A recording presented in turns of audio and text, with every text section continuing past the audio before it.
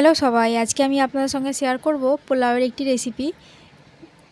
আগে থেকে আমি একটি পাত্রে ইন্ডিয়া গেট রাইস 1 কেজি ভিজিয়ে নিয়েছি 30 মিনিটের জন্য। অন্যদিকে গ্লাসে আমি দুধ আর কেশর ভিজিয়ে নিলাম। অন্যদিকে একটি জায়গায় আমি পোলাওয়ের মশলা নিলাম, হালকা গরম করে গুঁড়ো করে নিলাম। আগে থেকে জল ফুটিয়ে রেখেছিলাম, লবণ দিলাম আর এখানে পোলাওয়ের ওটা মশলা দিলাম। চাল 30 মিনিট ভিজে গেছে, এবার আমি পাত্রে দিয়ে দিলাম। 75% মতো রান্না হয়েছে, ছেঁকে নিয়েছি। কড়াইতে তেল দিলাম, পেঁয়াজ 500 মতো আমি স্লাইস করে কেটে রেখেছিলাম, ভেজে নিলাম। এবার আমি লেয়ারিং করব। হাঁড়িতে আগে পেঁয়াজের তেল দিয়েছিলাম, তারপর রাইস দিয়ে দিয়েছি, চিনি, বিরিয়ানি মশলা, কিশমিশ, কাজু, পেঁয়াজ ভাজা, কেশর আর মিল্ক ভেজানো সেখান থেকে দিলাম। এবার আমি ঢাকা দিয়ে দিচ্ছি। এইভাবে 2টি লেয়ার কমপ্লিট করব। হয়ে গেছে।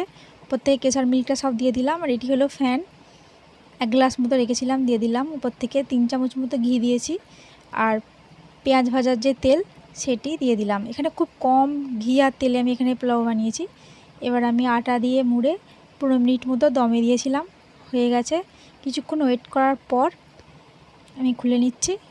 আপনারা অবশ্যই তৈরি করবেন, খুব ভালো লাগবে। এখানে আমি 1 কেজি চালের পোলাও বানিয়েছি। খুব ইজি আর খুব টেস্টি। লাইক করবেন, শেয়ার করবেন, ভালো থাকবেন। ধন্যবাদ।